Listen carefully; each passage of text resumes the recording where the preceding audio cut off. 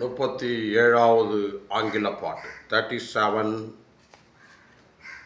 hymn number 37. It passeth knowledge.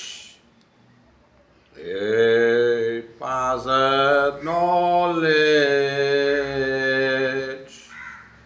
that the love of thine, my Jesus, Savior, yeah, the soul of mine, oh, of the love in all its breadth and length, its height and depth, its everlasting strength, no more and more.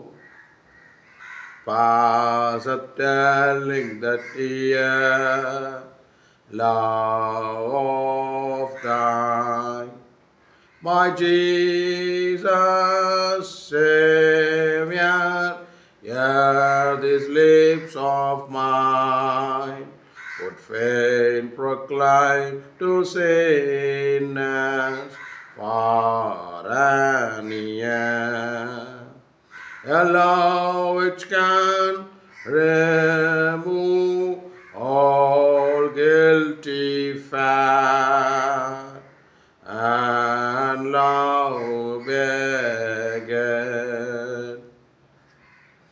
It passeth praises the love of thine, my Jesus, Savior, it is art of mine, would sing that love so rich, full of free, which brings a rebel sinner such as me nigh unto God. But though I cannot sing, or tell or know the fullness of the love, while here below my empty vessel I may freely bring. O thou word of love, the living spring in my vessel fill. I am an empty vessel, not one thought or look of love I ever to thee brought. Yet I may come and come again to thee with this, the empty sinner's only play. Though lovest me, oh fail me, Jesus, Savior, with thy love. Lead me to the living fountain above. Either may I in simple faith draw nigh, never to another fountain fly, but unto thee. When Jesus, my Jesus, face to face I see, when at his lofty throne I bow the knee, that all of his love in all its breadth and length, its height and depth, in everlasting strength my soul shall sing. It passeth knowledge, the real love of thine, my Jesus, Savior, it is all of mine.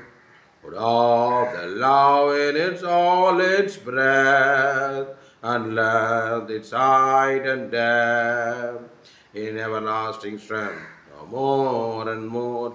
And when my Jesus face to face I see, when at his lofty throne I bow the knee, then of his love in all its breadth and length, its height and depth, in everlasting strength, my soul shall sing.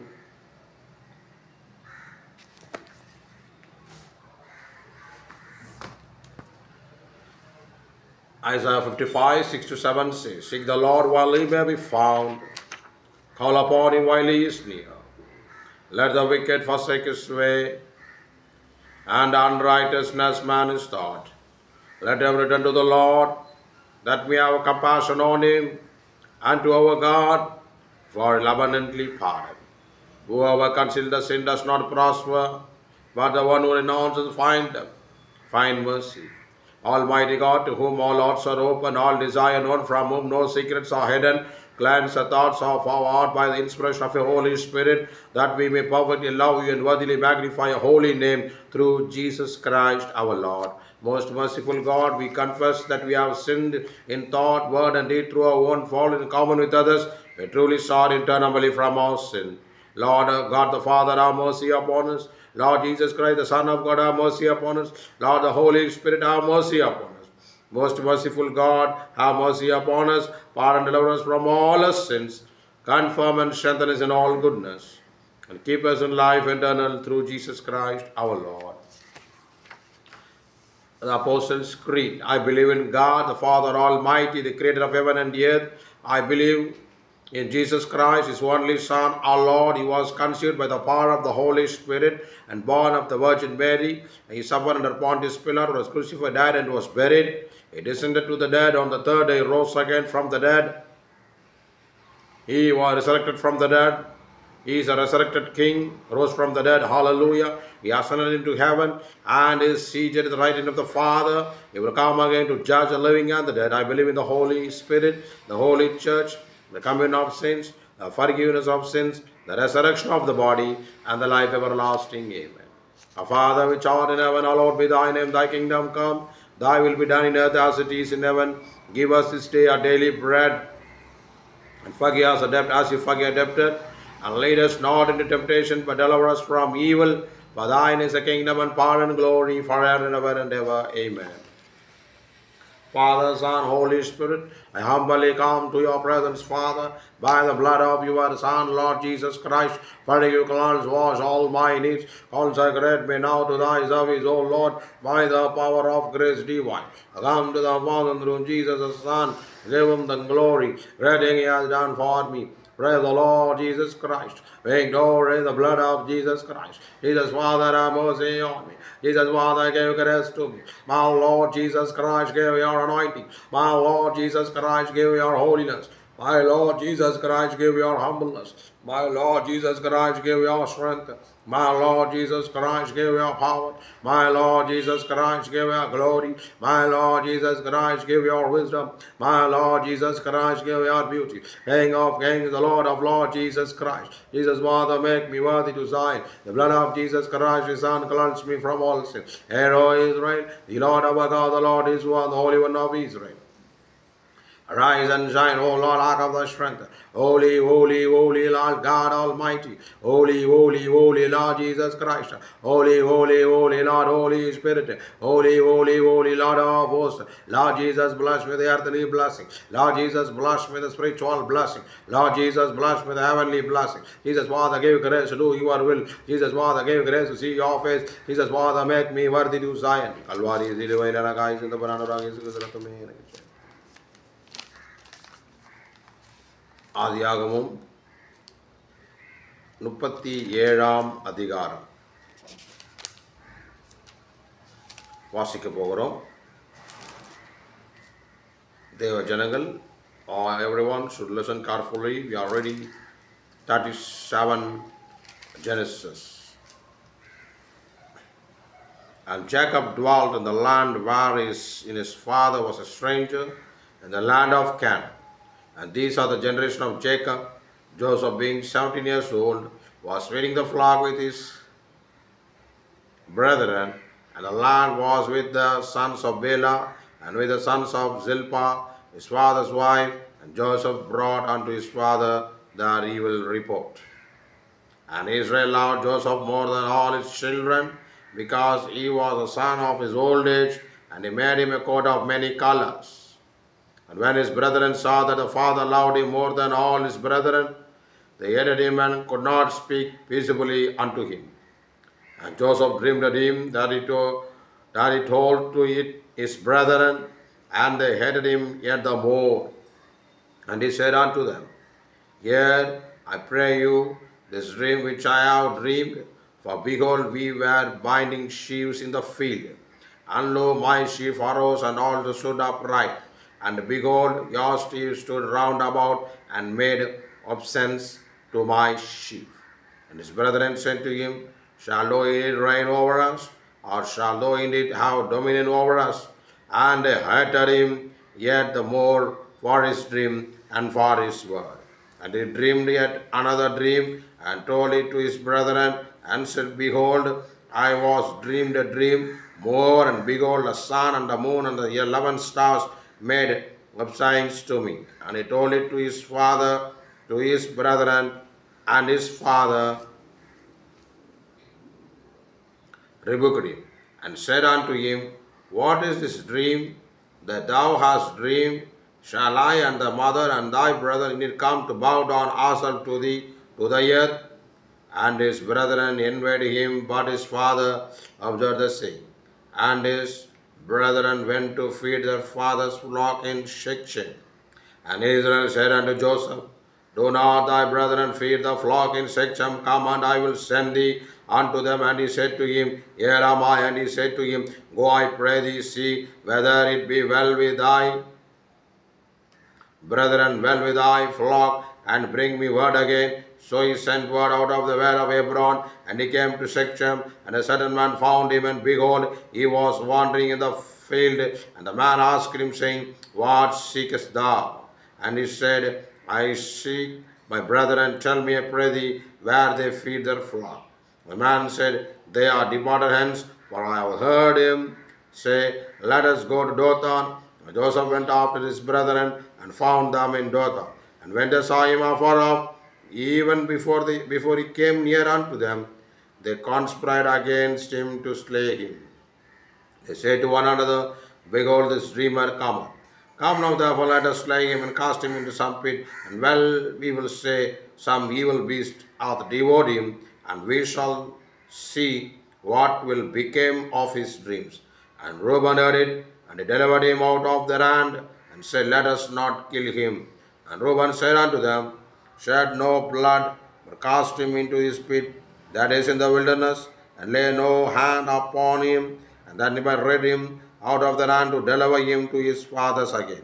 And it came to pass, when Joseph was come unto his brethren, that they stripped Joseph out of his coat of many colors that was upon him. And they took him and cast him into a pit, and the pit was empty, there was no water in it. And they sat down to eat bread, and they lifted up the eyes and looked, and behold, a company of Ishmaelites came from Gilead with a camel bearing spicery and balm and myrrh, going to carry it down to Egypt. And Judah said unto his brethren, What profit is it if we slay our brother and conceal his blood? Come, let us sell him to the Ishmaelites, and let not a hand be upon him, for he is our brother and of flesh. And his brethren were contented. Then there passed by Midian merchantmen, and they drew and lifted up to Joseph out of the pit, and sold Joseph to the Ishmaelites for 20 pieces of silver, and they brought Joseph into Egypt. And Reuben returned unto the pit, and behold, Joseph was not in the pit, and he rent his clothes, and returned unto his brethren, and said, The child is not, and whither shall I go? And they took Joseph's coat, and killed a kid of the goat, and dipped the goat in the blood. And they sent the coat of many colors, and they brought it to the father, and said, This have we found. Know now where it be thy son's coat or no. And he knew it. And he said, It is my son's coat, and evil beast hath devoured him. Joseph is without doubt rent in pieces. And Jacob rent his cloth, and put sackcloth upon his loins, and mourned for his sons many days. And all his sons and all his daughters rose up to comfort him, and he refused to be comforted. And he said, For I will go down into the grave unto my son mourning. Thus his father wept for him, and the Midian sold him into Egypt, under Potiphar, an officer of Pharaoh, the captain of the guard.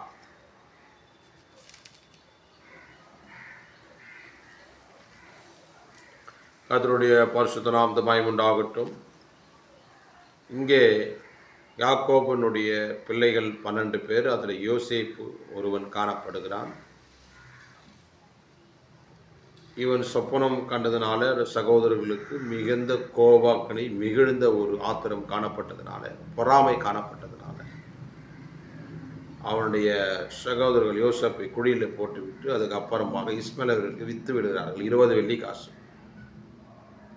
ஆகவே இந்த அதிகாரத்தை வாசிக்கும் போது யோசேப்பு இயேசு கிறிஸ்துவுக்கு நிழலாட்டமாக காணப்படுகிறார். எப்படி யோசேப்பு 20 வெள்ளிக்காசு இஸ்மாயில் வித்தது போல யூதாஸ் காரியோத் இயேசு கிறிஸ்துவை 30 வெள்ளிக்காசுக்காக காட்டி கொடுக்கிறார் என்ற நிழலாட்டம் இங்கே வெளிப்படுகிறது.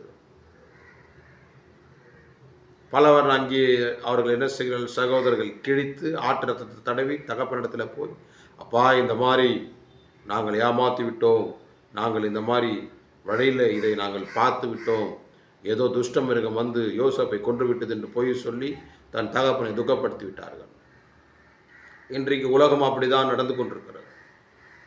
எங்கே பாரு துரோகங்கள், எங்கே பாரு பிரச்சனைகள், பல காரியங்கள் நடந்து கொண்டிருக்கிறது. கர்த்தருடைய பரிசுத்த நாமத்துக்கு மகிமை உண்டாகட்டும்.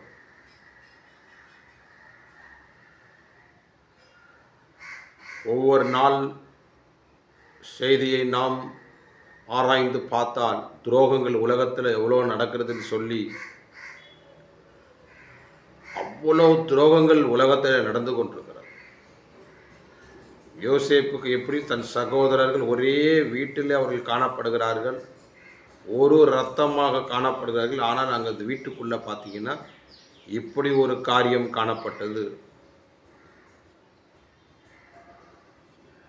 தேவ ஜனமே, பொறாமை, நாம் மற்றவங்களை பார்த்து பொறாமைப்பட்டோம் என்றால் நாம் தேவனுடைய பிள்ளைகளாக மாறவே முடியாது. மற்றவங்க நல்லா இருக்கும்போது நாம் சந்தோஷப்படணும், நல்லா இரு அப்படின்னு நாம் வாழ்த்த வேண்டும். என்ன பண்ண வேண்டும்?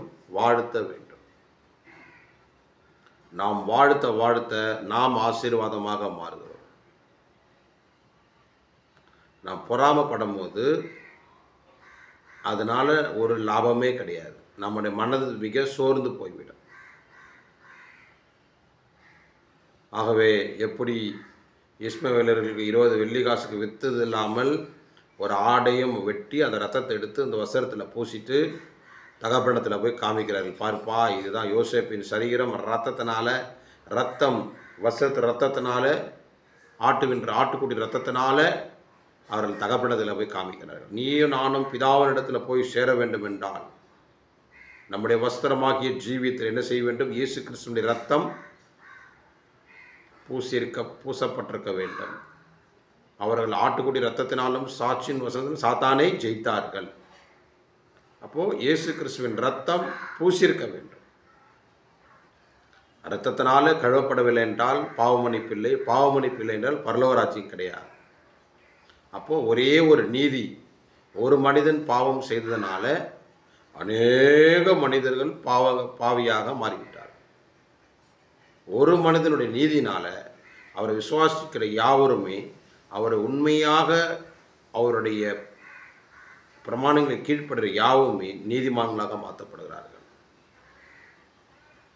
ஆகவே இயேசு கிறிஸ்துவனுடைய ரத்தம் வெளியேறப்பட்ட ரத்தம், பாவமில்லாத ரத்தம், பரிசுத்தமுள்ள ரத்தம், நீதி உள்ள ரத்தம், ஜெயங்கொண்ட ரத்தம், அதிகாரம் உள்ள ரத்தம். அந்த ரத்தத்தினால நாம் கழுவி பரிசுத்தப்படுத்த வேண்டும். அந்த ரத்தத்தினால நாம் ஆகவே ஒரு நிச்சயம் நமக்குள்ளே காணப்படவே, இயேசு கிறிஸ்துவின் இரத்தத்தினால நீ கழுவப்படவில்லை என்றால் உன்னுடைய ஆத்துமா பரலோகத்தில் போகிறது எளிதான ஒரு காரியம்.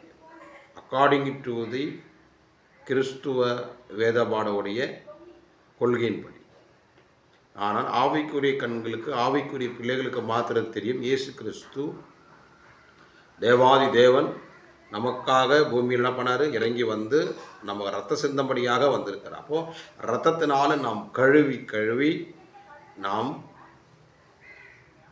பரிசுத்தமாக்கப்பட்டவர்களாக காணப்பட வேண்டும்.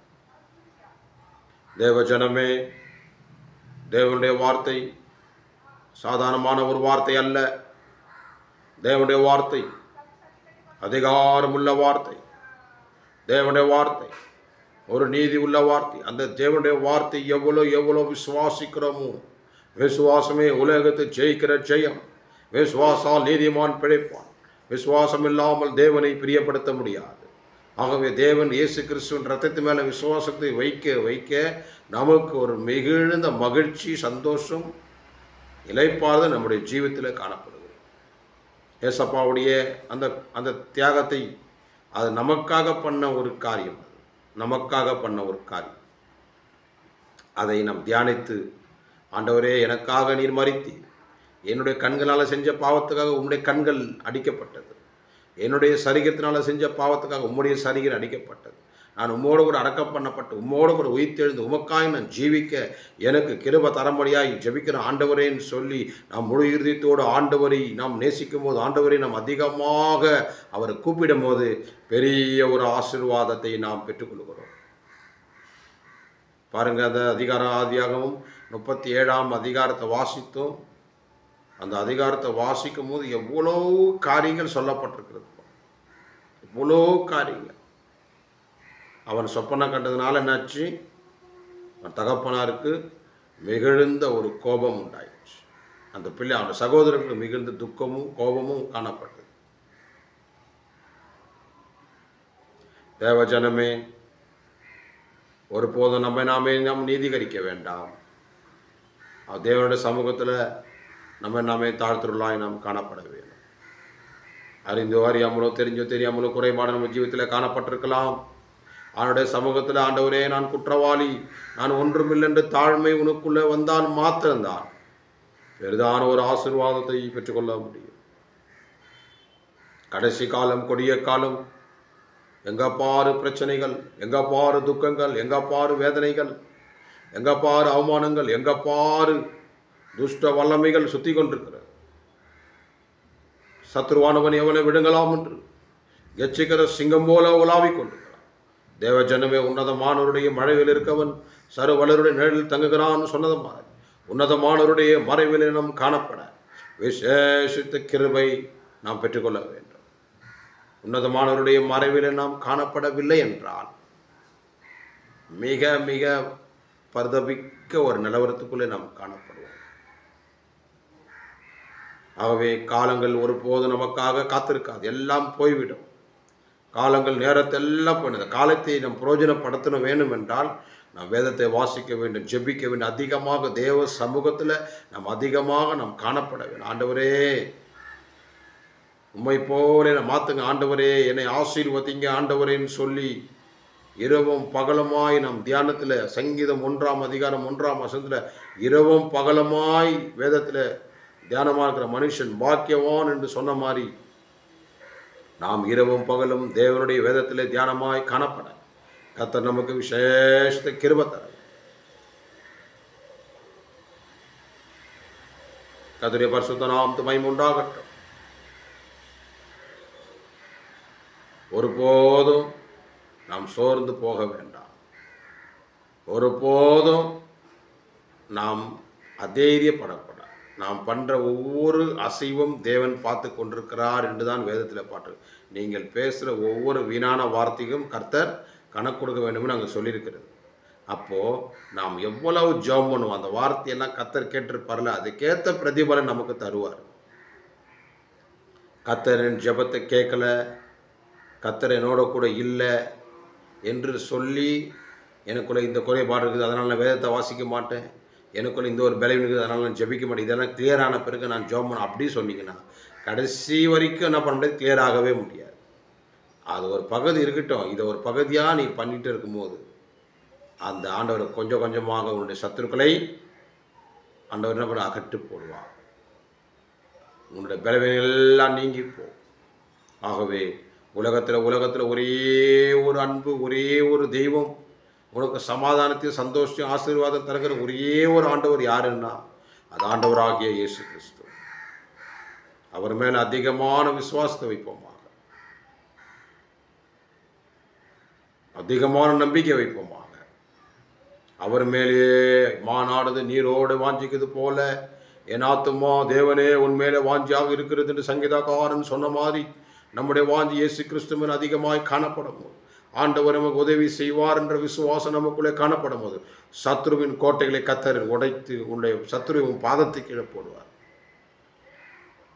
கர்த்தருடைய பரிசுத்த நாமத்துக்கு மகிமை உண்டாகட்டும்.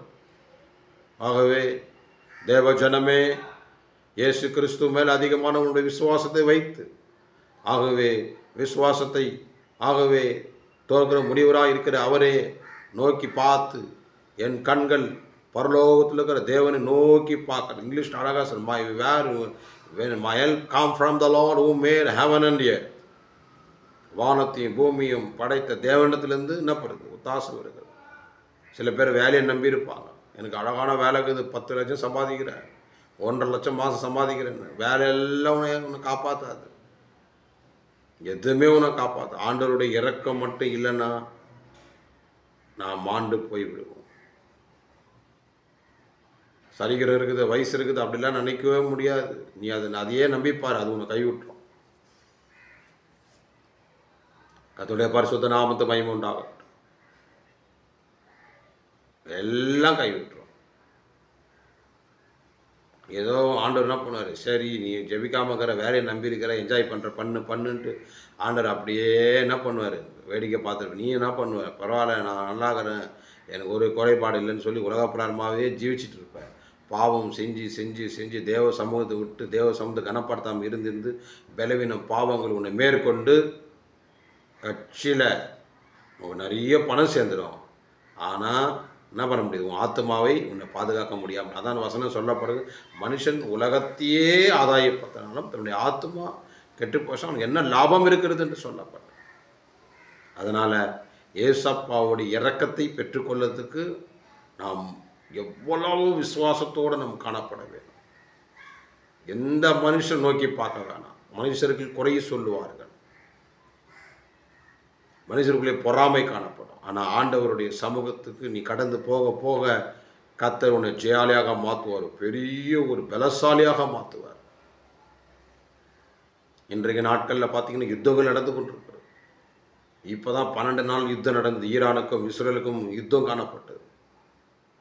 இஸ்ரேலையும் பல இழப்பு, ஈரான்லையும் பல இழப்பு, பல பேர் மரித்து விட்டார்கள். கடைசி காலம்,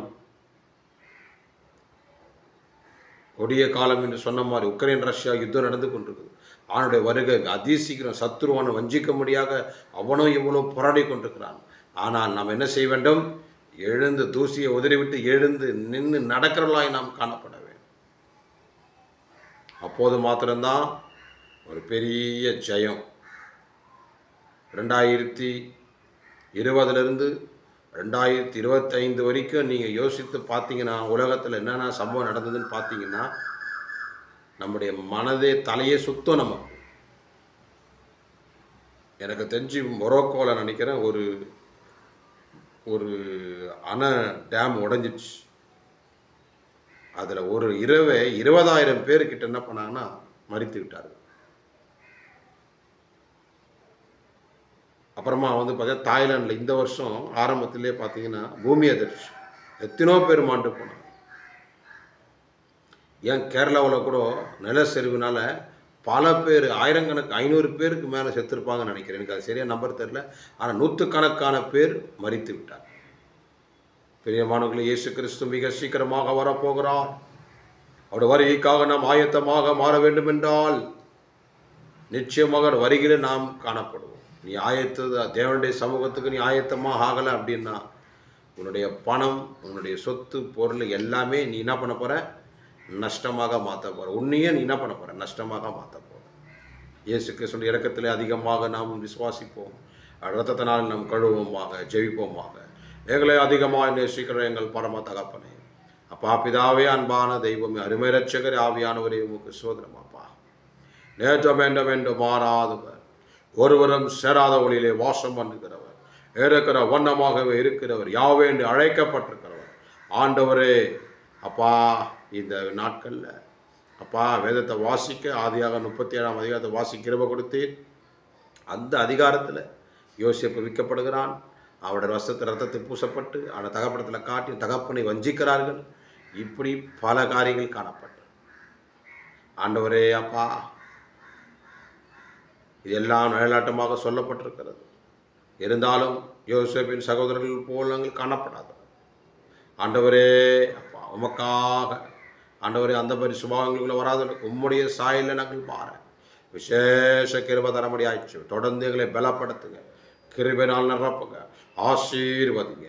ஆண்டவரே உங்களுடைய வருகைக்கு எங்களை பலப்படுத்துங்க. இயேசு கிறிஸ்துவின் மூலம் ஜெபம் கேளும் ஜீவனுள்ள நல்ல பிதாவே. ஆமென், ஆமென், ஆமென்.